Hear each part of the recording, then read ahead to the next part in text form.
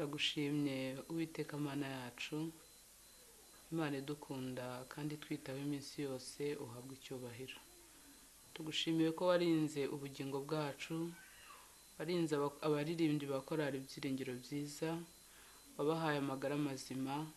Mu mwanya nk'uyu rero tugeze mu mwanya wo gusohora DVD, turakwinginze ngo uzube hagati muri twebwe kandi uzatuyobore muri iyi gahunda yose kugeza ubwo izageza ku musozo.